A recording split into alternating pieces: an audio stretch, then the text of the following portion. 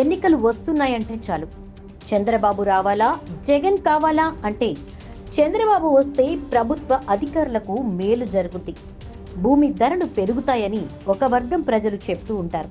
కానీ 175% మంది మాత్రం జగన్ వస్తే ఒక కుటుంబానికి ఎన్ని పథకాలు కావాలో అవన్నీ ఇస్తాడు అని అంటారు. పేదవాడు భూములు కొనలేడు, వాడికి కావాల్సింది సంక్షేమ పథకాలు మాత్రమే. జగన్ పేదవాళ్లనే టార్గెట్గా చేసుకుని ఎన్నికల ముందు ఒక హింట్ ఇచ్చాడు. అదే మీ డ్రీమ్సే నా స్కీమ్స్ అనే పేరుతో ఇప్పుడు జనాల్లోకి వెళ్తున్నాడు.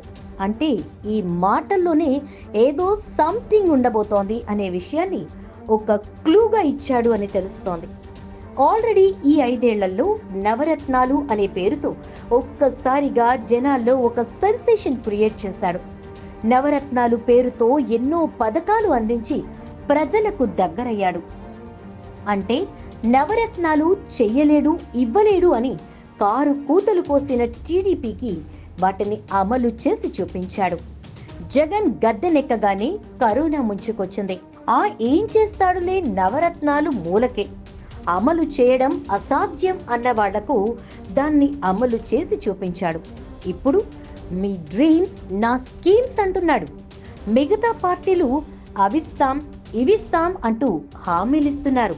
మరి ఈసారి మేనిఫెస్టోలో జగన్ పేదల కలల్ని తెలుసుకున్న వ్యక్తిగా వాళ్ల కోసం ఏం చేయబోతున్నాడు, గ్రామీణ ప్రాంతాలను ఎలా డెవలప్ చేయబోతున్నాడు, వాళ్ల కోసం కొత్తగా ఎలాంటి స్కీమ్స్ తేబోతున్నాడో చూడాలి.